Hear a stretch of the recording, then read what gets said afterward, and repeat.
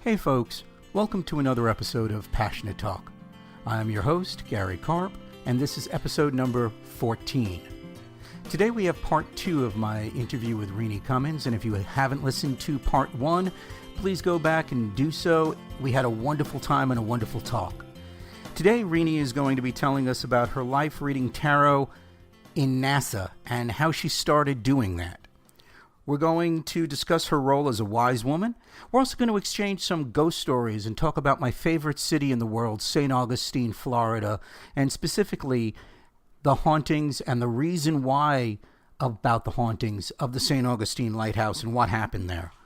That's going to lead us into past life experiences, and we're going to talk a little bit about the consciousness of the universe, and we're just going to touch upon the law of attraction just a little bit, because that's going to come up in part 3. So right now, I want you to sit back, relax, grab a cup of coffee, make yourself some tea, and get ready to listen to part 2 of my conversation with Reenee. I'm going to have to walk across the other side of the road, which is going to make no sense, but that's where we have to go to get the rest of the story. That's fine. This is going to be a very interesting episode, the cross between science and spirituality and scientific method and instinctual gut reactions that everybody has. So, hey, let's dive deep into this pond. Okay. Believe it or not, the military, and this is the military for as long as we've had a military, especially as they've depended more and more first on mechanical things and then on electronic things, they would show up an oddity. I imagine a lot of people have met somebody who can't wear a watch. The watch just either won't keep time for them at all, or it just breaks. They could buy a watch a month. That's the kind of anomaly they were looking for, and they found out that some people couldn't use machine guns. It wasn't that they couldn't learn to fire. It was just they gummed up the works. Do you think that the people who couldn't fire the machine guns, that there was something on a soul level, on a spiritual level, on a metaphysical level, that even though the human being was pulling the trigger or trying to do it, their higher self, their higher consciousness was going, no, this is not right? Yeah, I would say right now that's as good of an explanation as we've got. I worked with a gentleman. He was the nicest guy in the world. He had been with manned space flight throughout the Apollo program, and he was running a drill press, and he was running this horribly out-of-date, antiquated drill press. And I went to my boss, who was a manager and who could make things happen, and I said, how come, Mr. So-and-so has this awful piece of equipment? He's such a nice guy. Why don't you buy him something new? And my boss looked at his feet, and then he looked at me, and he says, because he breaks everything we give him. That's the only thing he can work with. And that's where I first found out about the Princeton Anomaly Lab. So now we have this situation where the Princeton Abnormality Lab, there we go, has proven these things, taking the old experiments and updating them. Mm-hmm. We see that Dean Reardon has looked at all the data and broke it down to metadata and have seen certain psychic spikes that he says are real and should be further explored. So now in the current state, and we are living in a time right now which can best be described as anti-intellectual, but I also think it's also anti-spiritual, unless we're talking Judeo-Christian spirituality and religion. Right. So how do we get to the point where we have a experiential model of science, where everything is geared to the scientific method, where if it doesn't happen physically before your eyes, if the experiment fails, well, then your thesis was wrong because everything has to be seen, and bring in this ESP, this spiritual, metaphysical kind of science, so we can marry them and bring it more into the world? Well, I think we're going to have to, first off, we're going to have a more open-minded scientific community. And it doesn't matter, and I'll give you the best example that I can come up with. And this sounds funny, but Needless to say, my whole career I worked for government subcontractors. And because of the story I'm going to tell, I'd really rather not mention a name. You don't have to. But when I was out in California, and it was the 80s, and the new age was blooming, and you couldn't walk down the street without tripping over a deck of tarot cards. Yeah, it sort of became, in the 80s, the tarot deck was sort of the equivalent of sitting there with a guitar and asking pretty girls to come up and see your etchings. For giggles and grins, I volunteered to read tarot cards at a Halloween party because the reader had gotten ill. And so I'm reading tarot cards for the guys I work with. And of course, they're laughing their butts off when they walk in the tent and they see, their software auditor, because that's what I did at the time. I was working in software, and I was a code auditor. And to see me sitting there until I started to read the tarot cards. And, one guy spit beer clear across the tent, and another guy literally knocked the chair over getting away from me. And so by the time I got to work Monday, I had the nickname of Witchy Poo, which stuck, and that was okay. HR Puffin stuff. I loved HR Puffin stuff. And but what happened was all of a sudden people in management would see me in the halls, and somebody would walk up to me and literally out of the corner of his mouth whisper, "Are you the lady that reads tarot cards and don't tell anybody?" Because they didn't want to be labeled quack, but the scientific mind was open enough to explore the possibilities. I mean, the setup was easy. In almost every case, somebody had done something terrible to somebody 2 or 3 levels up the food chain. So will this come back and bite me in my butt? I had a nice, tidy little business going, reading for executives. But this is California, and this is open-minded California. And we had some bizarre discussions with engineers. We had a coffee pot in our office, and we kept a coffee pot in our office, my girlfriend and I that sat together, just to get conversations going. And, they just got bizarre. People would literally come in and say, "We're going to have to take the coffee pot away from you because you guys are just wasting too much time with this weird stuff." Now, for those listeners who are out there who are having a hard time wrapping their heads around the combination of science and spirituality and metaphysics and psychic ability and tarot cards and how real this is, I do want to point out that psychologist Carl Jung did many, many experiments with a tarot deck. He wanted to find the combinations on it. Einstein did experiments with tarot decks and psychic ability and dowsing. So this is not a new situation, and there are some pretty heavy hitters, some pretty famous scientists out there, psychologists out there, who are the fathers and mothers, in a lot of cases, of our modern psychology and our modern science, who did believe in psychic ability, tarot cards, telekinesis, ESP, and they explored it scientifically. They had that open mind. What's the quote? "A mind is like a parachute. It only works when it's open." What happened when I came to Florida, and now I am talking hardcore rocket scientist, and I'm also talking a lot of people that had a very limited desire to explore spirituality. They were Judeo-Christian. They'd been raised that way, and this ESP mumbo jumbo was evil and wrong. So if you're stuck living in that environment, I do understand. And hang in there. There is light at the end of the tunnel. My last 15 years of my career, because I spent it here in Florida, I read for 1 or 2 people. I read for a lot more people that came from Houston. Again, here's a bigger city and a more open mind. But yeah, and so how do we open these minds? I don't know. That's one of the questions I have. A lot of times, somebody has an experience that they can't explain.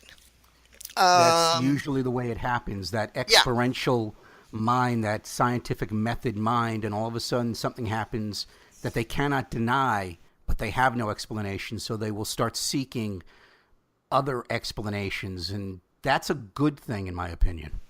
No, it's a very good thing, and it's good to be there for those people, and it's good to be there that they know that they can come and talk to you because you know about those things.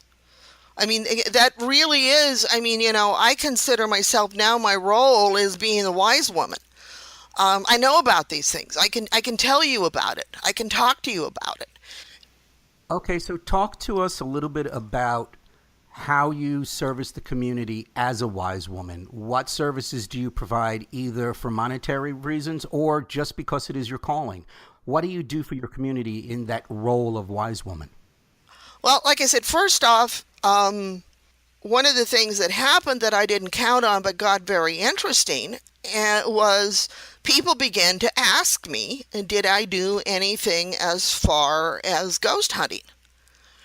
And I had had some experiences as a small child because, I'm from the Old West, and a lot of those old Western buildings have had a lot of life in them.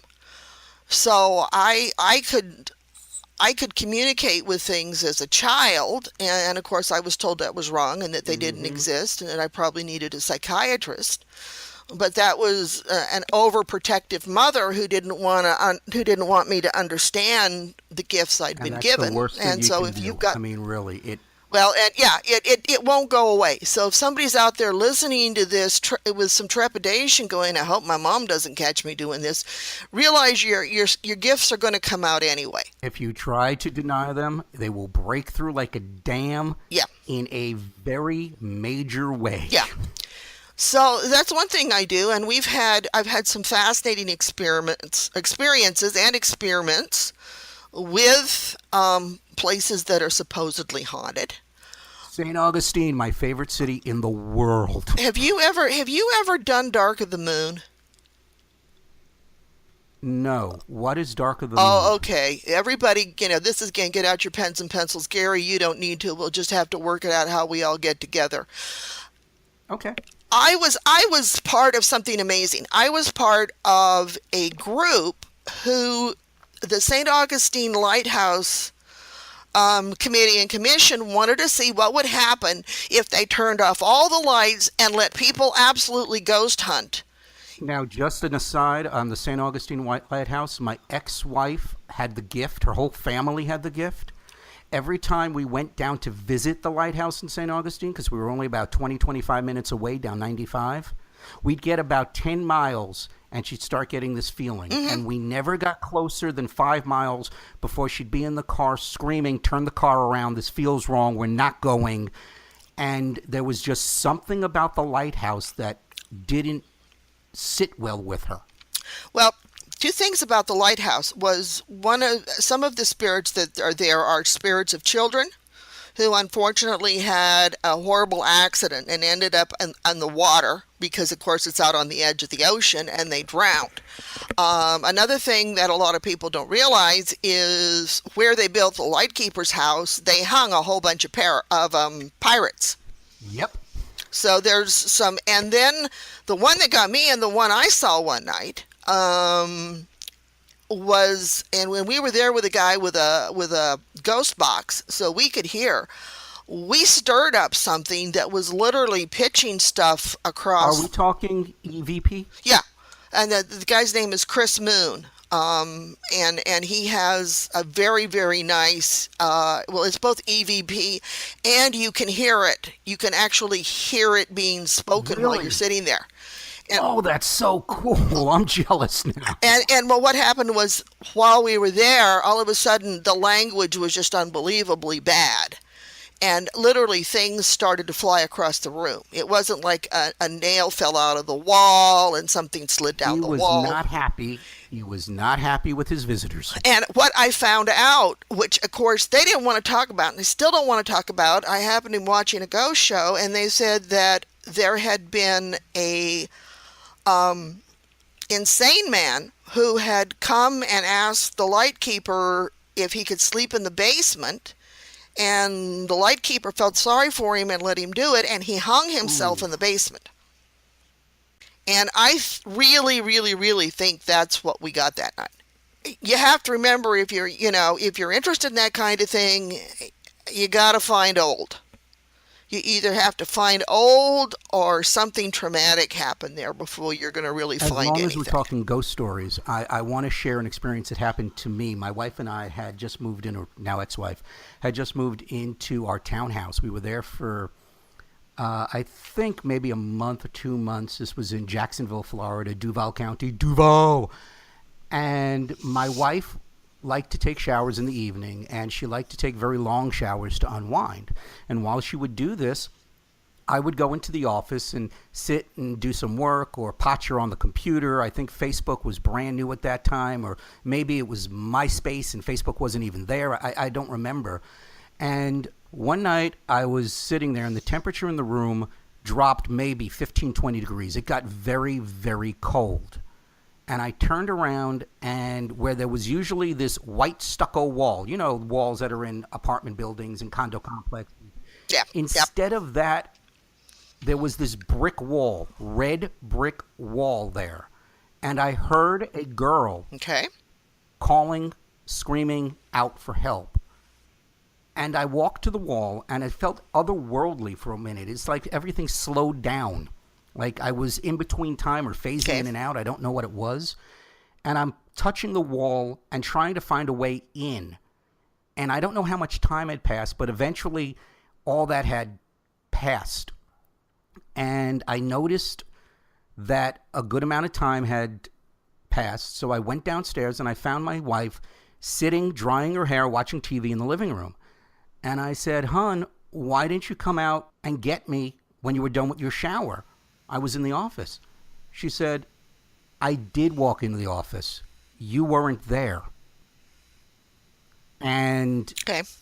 I don't know what to make of that. It was the freakiest thing that I had that situation, and she walked in the office, and the office wasn't, there was nowhere to hide in the office. It was pretty much an open floor plan. Yeah. And for her to say to me that I wasn't there while I was going through this experience, that was kind of freaky. I'll give you one or two, and you can turn these over in your mind.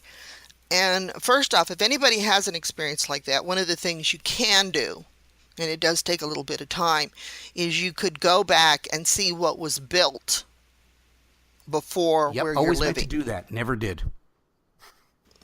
You would have to see if, had a house burnt down, or, had there been some crime, and, and over time they'd torn the buildings down, and that kind of a thing.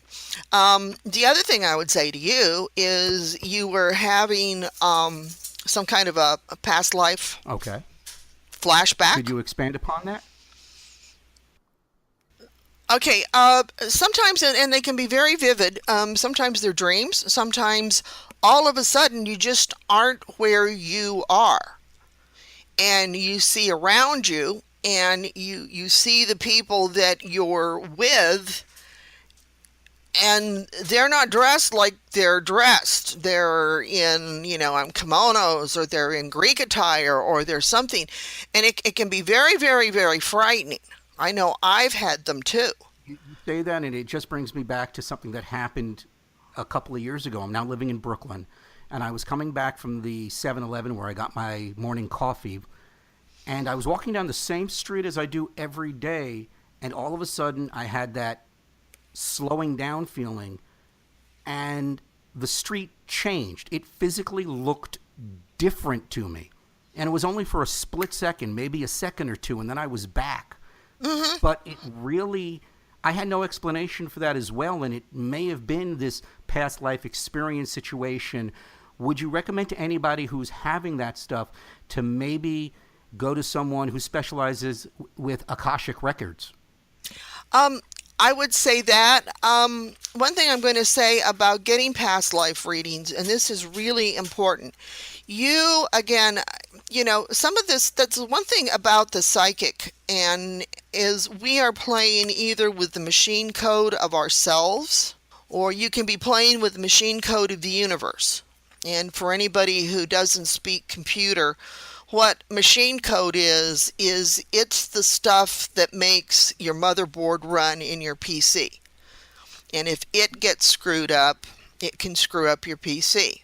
So if I'm talking about you having machine code in your soul, in your brain, in your higher self, however you want to see it, and you run across something that you're really not ready to handle, and the person with you is somebody that's done a weekend course in how to take people back to past lives and has no idea what to do if somebody really hits something that is traumatic, the outcome can be pretty bad. Mm-hmm. So I would suggest, that you do some research before you go and have a past life reading. Make sure it's somebody that has been doing it for years. I mean, even if you have to pay the extra money to get somebody who's authored books about it, sometimes they'll do readings. It's worth having somebody that really understands that. Now, I just want to take a right turn into a semi-connected but maybe a little bit different area and talk a little bit about the consciousness of the universe, because I know we had a fascinating discussion off air on this, and I wanted to share a little bit of that with our listeners. To make a jump there, and this goes back to the whole science thing, like I said, every now and then, science thinks they have found the theory of everything. They think they've got it all worked out and it's all going to be a nice little bundle, and then something happens and they find out that they're wrong. And, science kind of wanders around for a while, and then somebody, and this idea is as old as the Greeks and the Romans, comes up and says, oh, I've got it. The universe is intelligent. The universe is conscious. Well, that does make a lot of sense. As we were talking about earlier, all we are is energy, and everything is energy on a certain level. And if we have a consciousness, then it only goes to believe that the universe would have the consciousness as well, because it's made of the same stuff, that the trees and the birds and the animals and even this microphone and this computer has some level of consciousness. Now, it may not be to our level, but there is some thought process, some acknowledgement of what it is on its own level in its DNA, or the machine code of itself, as you call it. Right. And now I'm one of those people that see it as something, I'm going to use the term very organic. I think that not only, now this is me talking, so this is just my opinion, and if you see it differently, bless you and carry on. But I see it as very organic, and I see it as very intelligent, and I see it as running the entire universe. If you were to say, gee, that sounds kind of like you're coming up with the definition of God, I'm going to say, yeah, for me that works. I believe in a quantum God. I was just about to say that. Really was. And then everything starts nesting together.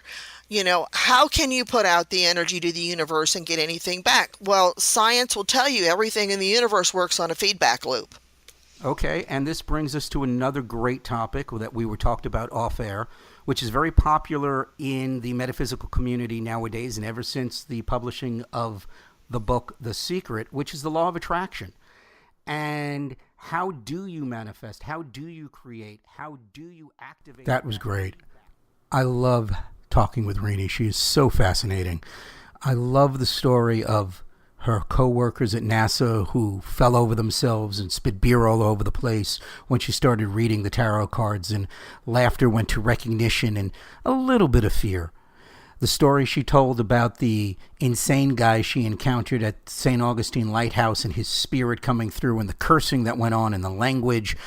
I really love the advice that she gave me when she heard about my experiences in my first townhouse, and the fact that she thought it may be a past life experience, and the advice that she gave to me and anyone who wants to explore that, both in the practical and going to research the building that you had this experience in, and also how to determine who to go to if you want to get a past life experience or an Akashic reading. It's wonderful, wonderful stuff that she gave us. Well, that's all the time we have for part 2. Part 3 will be coming up next week. I hope that you are enjoying it. Again, if you didn't listen to part 1, please go back and listen to it in the archive.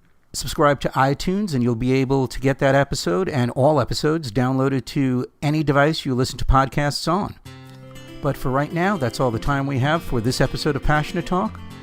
So follow your dreams and passions and manifest the life you choose.